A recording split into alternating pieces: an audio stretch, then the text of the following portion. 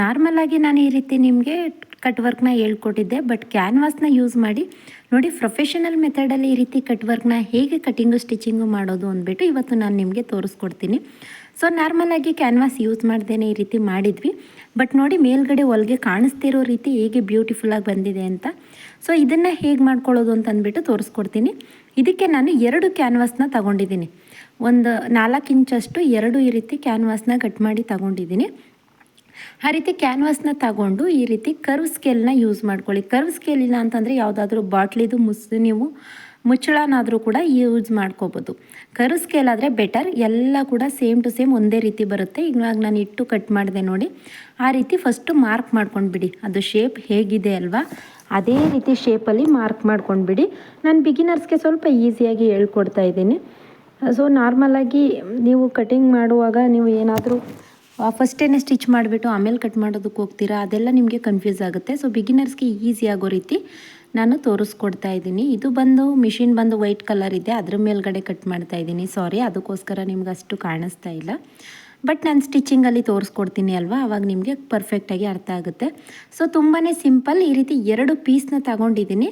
2 ಪೀಸ್ನ ನಾನು ಆ ರೀತಿ ಸ್ಕೇಲ್ನ ಮೇಲ್ಗಡೆ ಇಟ್ಟು, ಅದು ಸ್ಕೇಲ್ ಯಾವ ರೀತಿ ಕರ್ವ್ ಇದೆ ಆ ರೀತಿ ಕರ್ವ್ನ ಪೆನ್ಸಿಲಲ್ಲಿ ಮಾರ್ಕ್ ಮಾಡ್ಕೊಂಡಿದ್ದೀನಿ.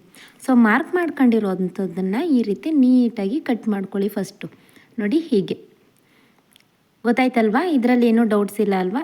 2 ಪೀಸ್ನ ತಗೊಳ್ಳಿ. ಈ ರೀತಿ ಪೀಸ್ ತಗೊಂಡು ಒಂದು 3 ಇಂಚೆ ಸಾಕು, 3 ಇಂಚಷ್ಟು ಪೀಸ್ ತಗೊಂಡು ಈ ರೀತಿ ಕಟ್ ಮಾಡ್ಕೊಳ್ಳಿ. ಇದನ್ನು ಲೈನಿಂಗ್ ಮೇಲ್ಗಡೆ ಇಟ್ಟು ಐರನ್ ಮಾಡಿಬಿಡಿ. ಸೊ ಗೊತ್ತಾಯ್ತಲ್ವಾ, ಇದನ್ನು ಇವಾಗ ನಾನು ತೋರಿಸ್ಕೊಡ್ತೀನಿ ಐರನ್ ಮಾಡುವಾಗ ಯಾವ ಸೈಡ್ ಐರನ್ ಮಾಡಬೇಕು ಅಂತ. ಇದಿಷ್ಟು ಆದಮೇಲೆ ಇವಾಗ ಇದನ್ನು ಲೈನಿಂಗ್ ಮೇಲ್ಗಡೆ ಇಡಬೇಕು. ನೋಡಿ ಲೈನಿಂಗ್ನ ಈ ರೀತಿ ಇಟ್ಕೊಳ್ಳಿ. ಸೊ ಲೈನಿಂಗ್ ಈ ರೀತಿ ಇಟ್ಕೊಂಡು ಇದನ್ನು ನೋಡಿ, ಇಲ್ಲಿ ಶೈನಿಂಗ್ ಇದೆ ನೋಡಿ, ಆ ಕಡೆ ಸೈಡು ನಿಮಗೆ ಲೈನಿಂಗ್ ಮೇಲೆ ಬರಬೇಕು. ಯಾಕಂತಂದರೆ ಇಲ್ಲಿ ಹೊರಟಿರೋ ಅಂಥದ್ರ ಮೇಲೆ ನಾವು ಐರನ್ ಮಾಡಬೇಕು. ಆ ಕಡೆ ಸೈಡ್ ಶೈನಿಂಗ್ ಇದೆ ನೋಡಿ, ಅದೇನಾಗುತ್ತೆ ನಿಮಗೆ ಐರನ್ ಮಾಡಿದಾಗ ಅಲ್ಲಿಗೆ ಅಂಟ್ಕೊಳ್ಳುತ್ತೆ. ಸೊ ಯಾವುದೇ ಕಾರಣಕ್ಕೂ ಬಿಚ್ಕೊಳ್ಳೋದಿಲ್ಲ, ನೀಟಾಗಿ ಅಂಟ್ಕೊಳ್ಳುತ್ತೆ. ಅದಕ್ಕೋಸ್ಕರನೇ ಇದು ಗೊತ್ತಾಗೋದಿಲ್ಲ ಒಬ್ಬೊಬ್ಬರಿಗೆ ಅಂದ್ಬಿಟ್ಟು ಹೇಳ್ಕೊಡ್ತಾ ಇದ್ದೀನಿ. ಇದನ್ನು ಈ ರೀತಿ ಲೈನಿಂಗ್ ಮೇಲ್ಗಡೆ ನೀಟಾಗಿ ಇಟ್ಕೊಳ್ಳಿ. ನೋಡಿ ಹೀಗೆ ಇಟ್ಕೊಂಡು ಅದನ್ನು ಇವಾಗ ಐರನ್ ಮಾಡ್ಕೊಂಡು ಬಿಡೋದು ಅಷ್ಟೇ. ಸ್ವಲ್ಪ ಆ ಕಡೆ ಈ ಕಡೆ ಹೋಗಬಾರ್ದು, ಆ ರೀತಿ ನೀಟಾಗಿ ಇಟ್ಕೊಳ್ಳಿ. ಒಂದು ಕೆಳಗಡೆ ಒಂದು 1/4 ಇಂಚಷ್ಟು ಬಿಟ್ಟು ಅದನ್ನು ಇಟ್ಕೊಳ್ಳಿ. ಇವಾಗ ನಾನು ತೋರಿಸ್ತಾ ಇದ್ದೀನಿ ನೋಡಿ ವಿಡಿಯೋದಲ್ಲಿ, ಆ ರೀತಿ 1/4 ಇಂಚಷ್ಟು ಬಿಟ್ಟಿದ್ದೀನಿ. 1/4 ಇಂಚಷ್ಟು ಬಿಟ್ಟು ಸೊ ಹಂಗೆ ಪ್ರೆಸ್ ಮಾಡಿದ್ರೆ ಆಯಿತು, ಅದು ಕಚ್ಕೊಂಡು ಬಿಡುತ್ತೆ. ಸೊ ನೀವು ಯಾವುದೇ ಒಂದು ನೆಕ್ ಡಿಸೈನ್ ಆಗಿರ್ಬೋದು ಅಥವಾ ಸ್ಲೀವ್ಸ್ ಡಿಸೈನ್ ಆಗಿರ್ಬೋದು ಇದೇ ರೀತಿ ಮಾಡ್ಕೋಬೋದು. ನೋಡಿ ಹೀಗೆ ಪ್ರೆಸ್ ಮಾಡಿದ್ರೆ ಸಾಕು, ಅದು ಕಚ್ಕೊಂಡು ಕರೆಕ್ಟಾಗಿ ಅಲ್ಲೇ ಟೈಟಾಗಿ ಕೂತ್ಕೊಳ್ಳುತ್ತೆ. ಸೊ ಯಾವುದೇ ರೀತಿ ಪ್ರಾಬ್ಲಮ್ ಆಗೋದಿಲ್ಲ. ನಾನು ಹತ್ರದಿಂದ ಕೂಡ ತೋರಿಸ್ತೀನಿ, ಓಪನ್ ಆಗೋದಿಲ್ಲ. ನೋಡಿ ಈ ರೀತಿ ನೋಡಿ, ಹೀಗೆ ಓಪನ್ ಮಾಡಬೇಕು ಅಂದರೂ ಕೂಡ ಓಪನ್ ಆಗೋದಿಲ್ಲ.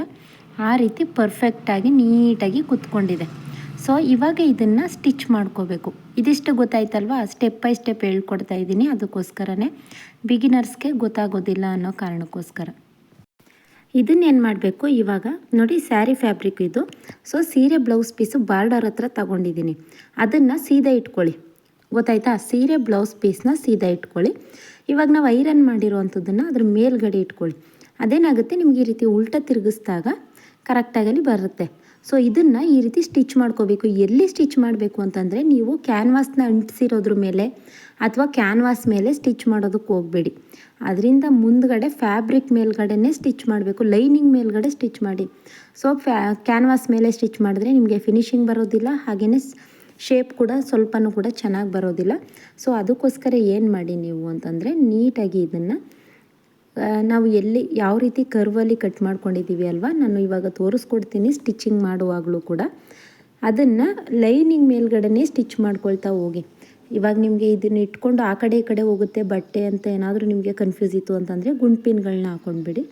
ಗುಂಡು ಪಿನ್ಗಳನ್ನ ಹಾಕ್ಕೊಂಡ್ರೂ ಕೂಡ ನಿಮಗೆ ಪರ್ಫೆಕ್ಟಾಗಿ ನೋಡಿ ಹೀಗೆ ನೀಟಾಗಿ ಇದನ್ನು ಸ್ವಲ್ಪನೇ ತಿರುಗಿಸ್ಕೊಂಡು ಹೀಗೆ ನಾನು ಟೆನ್ಷನ್ನಲ್ಲಿ ಕಾಲಲ್ಲಿ ಮೇಲಕ್ಕೆ ಎತ್ಕೊಂಡು ಸ್ಟಿಚ್ ಮಾಡ್ತಾಯಿದ್ದೀನಿ. ಸೊ ನಿಮ್ಮದು ಚಿಕ್ಕ ಮಿಷಿನ್ ಆಗಿತ್ತು ಅಂತಂದರೆ ಸೈಡಲ್ಲಿ ಟೆನ್ಷನ್ ಕೊಟ್ಟಿರ್ತಾರೆ ಅಲ್ವಾ, ಅದನ್ನು ಕೈಯಲ್ಲಿ ಈ ರೀತಿ ಮೇಲಕ್ಕೆ ಎತ್ಕೊಂಡು ತಿರುಗಿಸ್ಕೊಳ್ಳಿ. ಇದು ಒಂದು ದೊಡ್ಡ ಮಿಷಿನ್ ಆಗಿರೋದ್ರಿಂದ ಕಾಲಲ್ಲಿ ಟೆನ್ಷನ್ನ ಮೇಲಕ್ಕೆ ಎತ್ಕೋಬೇಕು. ನಾನು ಹತ್ತಿರದಿಂದ ಕೂಡ ತೋರಿಸ್ಕೊಡ್ತೀನಿ. ಕ್ಯಾನ್ವಾಸ್ ಮೇಲ್ಗಡೆ ಹೊಲಿಗೆ ಹಾಕೋದಕ್ಕೆ ಹೋಗಬೇಡಿ. ಕ್ಯಾನ್ವಾಸ್ದು ಶೇಪ್ ಹೇಗಿದೆ ಅಲ್ವಾ, ಅದರಿಂದ ಮುಂದಕ್ಕೆ ಲೈನಿಂಗ್ ಮೇಲ್ಗಡೆ ಹೊಲಿಗೆ ಹಾಕ್ಕೊಳ್ಳಿ. ಓಕೆನಾ. ಸೊ ಇವಾಗ ನೋಡಿ ನಾನು ಹತ್ರದಿಂದನೇ ತೋರಿಸ್ತಾ ಇದ್ದೀನಿ. ನಾನು ಕ್ಯಾನ್ವಾಸ್ ಮೇಲ್ಗಡೆ ಆಗ್ತಾಯಿಲ್ಲ, ಎಡ್ಜಸ್ಗೆ ಲೈನಿಂಗ್ ಮೇಲ್ಗಡೆ ಮಾತ್ರ ಈ ರೀತಿ ಟೆನ್ಷನ್ನ ಸ್ವಲ್ಪನೇ ಮೇಲಕ್ಕೆ ಎತ್ಕೊಂಡು ಈ ರೀತಿ ತಿರುಗಿಸ್ಕೊಂಡು ಸ್ಟಿಚ್ ಮಾಡ್ಕೊಳ್ತಾ ಇದ್ದೀನಿ. ಸೊ ಇದು ನಿಮಗೆ ಗೊತ್ತಾಯಿತು ಅಂತ ಅನ್ಕೋತೀನಿ. ಇದರಲ್ಲಿ ಏನೂ ಡೌಟ್ಸ್ ಇಲ್ಲ ಅಲ್ವಾ? ಈ ರೀತಿ ನೀವು ಯಾವುದೇ ಡಿಸೈನ್ ಬೇಕಾದರೂ ಕಟಿಂಗ್ ಮಾಡಿಕೊಂಡು ಅದನ್ನು ಕೂಡ ಇದೇ ರೀತಿ ನೀವು ಸ್ಟಿಚ್ ಮಾಡ್ಕೊಳ್ತಾ ಹೋಗ್ಬೋದು. ಸೊ ತುಂಬಾ ಬ್ಯೂಟಿಫುಲ್ಲಾಗಿ ಬರುತ್ತೆ. ಕ್ಯಾನ್ವಾಸ್ನ ಯೂಸ್ ಮಾಡಿ ನೀವು ಪ್ರತಿಯೊಂದನ್ನು ಕೂಡ ಸ್ಟಿಚ್ ಮಾಡ್ತು ಅಂತಂದರೆ ನಿಮಗೆ ಪ್ರೊಫೆಷನಲ್ ಮೆಥಡಲ್ಲಿ ನೀವು ಸ್ಟಿಚ್ ಮಾಡಿರೋ ರೀತಿ ಕಾಣುತ್ತೆ. ಹಾಗೆಯೇ ಫಿನಿಶಿಂಗ್ ಕೂಡ ನೀಟಾಗಿ ಕಾಣಿಸುತ್ತೆ. ಅದಾದಮೇಲೆ ಇದೇನಾಗುತ್ತೆ ಅಂದರೆ ಕಟ್ ವರ್ಕ್ ನೀವು ನಾರ್ಮಲಾಗಿ ಕಟಿಂಗ್ ಮಾಡಿ ಸ್ಟಿಚ್ ಮಾಡ್ತು ಅಂತಂದರೆ ಇಷ್ಟು ನೀಟಾಗಿ ಕಾಣಿಸೋದಿಲ್ಲ. ಕ್ಯಾನ್ವಾಸ್ನ ಯೂಸ್ ಮಾಡಿ ಸ್ಟಿಚ್ ಮಾಡ್ತೀರಾ ಅಲ್ವಾ, ಅಷ್ಟು ನೀಟಾಗಿ ಕಾಣಿಸೋದಿಲ್ಲ. ಅದಕ್ಕೋಸ್ಕರನೇ ನಾನು ಹೇಳಿದ್ದು ಈ ರೀತಿ ಕ್ಯಾನ್ವಾಸ್ನ ಯೂಸ್ ಮಾಡೋದನ್ನು ಕಲ್ತ್ಕೊಳ್ಳಿ. ಇದಕ್ಕೆ ಜಾಸ್ತಿ ಅಮೌಂಟ್ ತಗೋಬೋದು ನೀವು ಈ ರೀತಿ ಮಾಡಿ. ಕ್ಯಾನ್ವಾಸ್ನ ಯೂಸ್ ಮಾಡಿ ನೀವು ಈ ರೀತಿ ಸ್ಟಿಚ್ ಮಾಡೋದ್ರಿಂದ ಜಾಸ್ತಿ ಅಮೌಂಟ್ನ ನೀವು ತಗೋಬೋದು. ಸೊ ಇದನ್ನು ನೀಟಾಗಿ ನಾವು ಎಲ್ಲಿ ಸ್ಟಿಚಿಂಗ್ ಹಾಕಿರ್ತೀವಿ ಅಲ್ವಾ, ಅದರಿಂದ ಒಂದು 1/4 ಇಂಚಷ್ಟು ಬಿಟ್ಟು ನೀವು ಈ ರೀತಿ ಕಟ್ ಮಾಡ್ಕೋಬೇಕಾಗುತ್ತೆ. ನೋಡಿ ನಾನು ಇವಾಗ ತೋರಿಸ್ತಾ ಇದ್ದೀನಿ ಅಲ್ವಾ, ಆ ರೀತಿ ಒಂದು 1/4 ಇಂಚಷ್ಟು ಬಟ್ಟೆನ ಬಿಟ್ಟು ನೀಟಾಗಿ ಕಟ್ ಮಾಡ್ಕೊಳ್ಳಿ. ಇದನ್ನೇನು ಮಾಡಿ ಅಂತಂದರೆ ಡಬಲ್ ಸ್ಟಿಚ್ ಹಾಕ್ಕೊಂಡ್ಬಿಡಿ. ನಿಮ್ಗೆ ಮೇಲ್ಗಡೆ ಸ್ಟಿಚ್ ಬೇಡ ಅಂತಂದರೆ ಡಬಲ್ ಸ್ಟಿಚ್ ಹಾಕ್ಕೊಂಡ್ಬಿಡಿ. ಸೊ ಇಲ್ಲ ನಾನು ಮೇಲ್ಗಡೆನೂ ಸ್ಟಿಚ್ ಮಾಡಿದ್ರೆ ನನಗೆ ಕಂಫರ್ಟಬಲ್ ಅಂತ ಅನಿಸುತ್ತೆ, ಐರನ್ ಮಾಡಿಬಿಟ್ರೆ ಮೇಲ್ಗಡೆ ಏನು ಸ್ಟಿಚ್ ಬೇಕಾಗೋ ಇರೋದಿಲ್ಲ. ಸೊ ಹಾಗೂ ನಿಮಗೆ ಬೇಕು ಅಂತಂದರೆ ಒಂದು ಸ್ಟಿಚ್ ಹಾಕ್ಕೊಳ್ಳಿ, ಮೇಲ್ಗಡೆ ಒಂದು ಸ್ಟಿಚ್ ಹಾಕ್ಕೊಳ್ಳಿ. ಇಲ್ಲ ಬೇಡ ನಾವು ಐರನ್ ಮಾಡ್ತೀವಿ ನೀಟಾಗಿ ಫಿನಿಶಿಂಗ್ ಕಾಣಲಿ ಅಂತ ಅವ್ರು ಏನು ಮಾಡ್ಬೋದು, ಇದಕ್ಕೆ ಡಬಲ್ ಸ್ಟಿಚ್ ಹಾಕ್ಕೊಂಡ್ಬಿಡಿ. ಸೊ ಡಬಲ್ ಸ್ಟಿಚ್ ಹಾಕಿದ್ದೀನಿ ನಾನು. ಡಬಲ್ ಸ್ಟಿಚ್ ಹಾಕ್ಕೊಂಡು ಈ ರೀತಿ ಮಧ್ಯಕ್ಕೆ ಒಂದೊಂದು ನಾಚ್ ಹಾಕ್ಕೊಳ್ಳಿ. ನಾಚ್ ಹಾಕ್ಕೊಂಡಾದಮೇಲೆ ಈ ರೀತಿ ಓಪನ್ ಮಾಡಿಕೊಂಡು ಈ ರೀತಿ ತಗೊಂಡು ಅದನ್ನು ಕೂಡ ನೀಟಾಗಿ ಐರನ್ ಮಾಡಿಬಿಡಿ. ಅದು ಶೇಪ್ ಯಾವ ರೀತಿ ಇದೆ ಅಲ್ವಾ, ಅದೇ ರೀತಿ ಐರನ್ ಮಾಡ್ತು ಅಂತಂದರೆ ನಿಮಗೆ ಬ್ಯೂಟಿಫುಲ್ ಆಗಿರೋಂಥ ಕಟ್ ವರ್ಕ್ ಡಿಸೈನು ರೆಡಿಯಾಗಿ ಹೋಗುತ್ತೆ. ನೋಡಿ ಈ ರೀತಿ ನೀಟಾಗಿ ತಗೊಳ್ಳಿ. ನಾನು ಹೇಳಿದೆ ಅಲ್ವಾ, ಬೇಕು ಅಂತಂದರೆ ನೀವು ಇದ್ರ ಮೇಲ್ಗಡೆ ಕೂಡ ಹೊಲ್ಗೆನ ಹಾಕೋಬೋದು, ಇಲ್ಲ ಅಂತಂದರೆ ಹಾಗೆ ಕೂಡ ಇರ್ಬೋದು. ನೋಡಿ ಈ ರೀತಿ. ಸೊ ನೋಡಿ ಪೂರ್ತಿಯಾಗಿ ಐರನ್ ಎಲ್ಲ ಆದಮೇಲೆ ಈ ರೀತಿ ಕಾಣಿಸ್ತಾ ಇದೆ. ಇದಕ್ಕೆ ನಾನು ಮೇಲ್ಗಡೆ ಸ್ಟಿಚ್ ಹಾಕಿಲ್ಲ. ಎಷ್ಟು ನೀಟಾಗಿ ಫಿನಿಶಿಂಗ್ ಅನ್ನೋದು ಬಂದಿದೆ ಅಲ್ವಾ. ನೀವು ಬ್ಯಾಕ್ ಸೈಡ್ ಬೇಕಾದರೂ ಕೂಡ ಇದೇ ರೀತಿ ಮಾಡ್ಕೋಬೋದು. ಸೊ ವಿಡಿಯೋ ಏನಾದರೂ ನಿಮಗೆ ಹೆಲ್ಪ್ ಆಯಿತು ಅಂದರೆ ವಿಡಿಯೋಗೊಂದು ಲೈಕ್ ಮಾಡಿ. ಹಾಗೆಯೇ ಹೊಸ್ದಾಗಿ ನನ್ನ ಚಾನಲ್ನ ನೋಡ್ತಾ ಇದ್ದೀರಾ ಅಂತಂದರೆ ಚಾನಲ್ಗೆ ಸಬ್ಸ್ಕ್ರೈಬ್ ಮಾಡೋದನ್ನು ಮರಿಬೇಡಿ. ಇದನ್ನು ನೀವು ಡಬಲ್ ಫೋಲ್ಡಿಂಗ್ ಕೂಡ ಮಾಡ್ಕೋಬೋದು. ಹೇಗೆ ಅಂತಂದರೆ ಈ ರೀತಿ ಕಟ್ ವರ್ಕ್ನ ಇನ್ನೂ ಒಂದು ಸೀರೆ ಫ್ಯಾಬ್ರಿಕ್ ತೊಗೊಂಡು ಅದೇ ರೀತಿ ಕಟ್ ವರ್ಕ್ ರೆಡಿ ಮಾಡ್ಕೊಳ್ಳಿ. ಇದ್ರ ಕೆಳಗಡೆ ಅದನ್ನು ಕೂಡ ಇಟ್ಟು ಸ್ಟಿಚ್ ಮಾಡ್ಕೊಂಡ್ಬಿಡಿ.